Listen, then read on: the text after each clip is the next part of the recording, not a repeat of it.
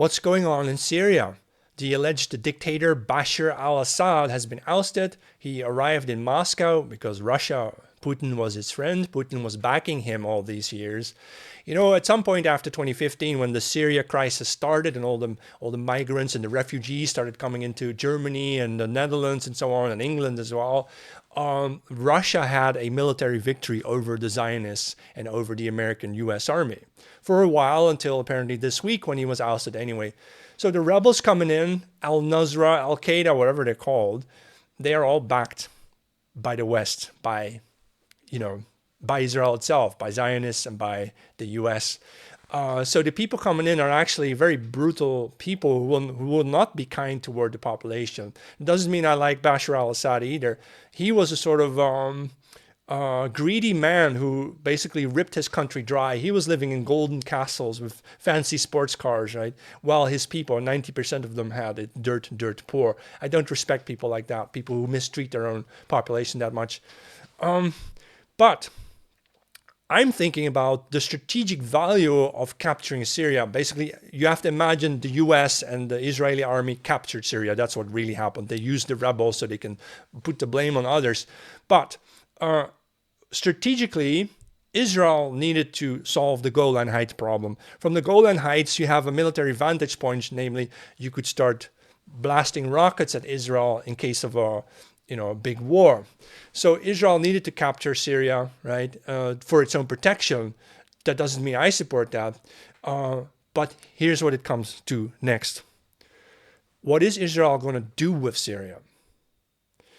What I think they're going to do is they want to start building greater Israel, and that means they need to start deporting millions and millions of people, not just from Gaza, but also from the surrounding territories all around Israel, to deport those people elsewhere.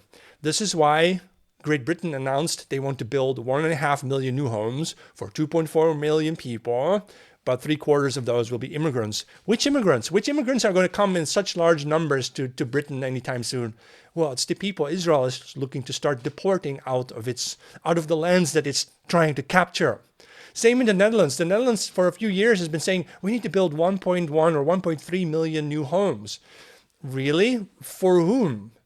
All right? They're going to build those for the migrants. So Israel working together with their contacts in the US, the Zionists, right? They're going to start dumping unwanted people in housing projects in the Netherlands and in Britain.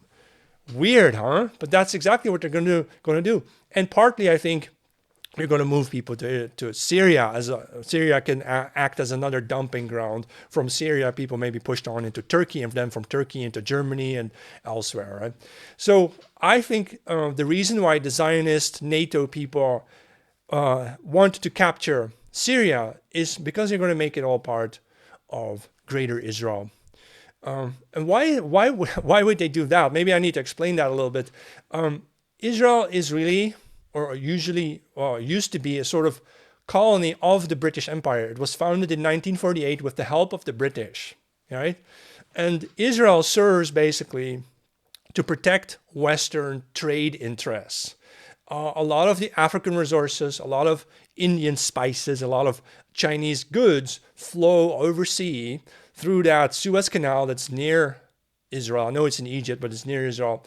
And then through the Mediterranean Sea, serving Northern Europe, serving Northern Africa and Europe and so on. And then past the Gibraltar Strait toward England, and then even cross the Atlantic to the USA. That trade route is extremely important to the Western wealth base. If, say, Israel would fall and the Arabs would capture that territory, then the whole Middle East becomes a Muslim-dominated territory, and they might not want the West to have access to that flow of goods and services, right? So it's all about geopolitics and economics in the end. It's about who owns and controls the resources and the goods that are being shipped overseas. The West wants to contain that control, and that's why Western governments, even the Netherlands, even Britain, why they are always supporting Israel, always supporting Zionism, even if Israel is now going to start deporting and genociding millions of people, right, and dumping those people wherever they can in the Netherlands or in England, right? What we in Europe should do, we should come to our senses and realize that we can't support Israel anymore. This has happened before. A long time ago, the Roman Empire, working with Judea at the time, had a good use for Judea, just like the US has a good use for Israel today. Eventually, though, Rome decided it had had enough and they cut Judea loose. Maybe that's what we're going to do.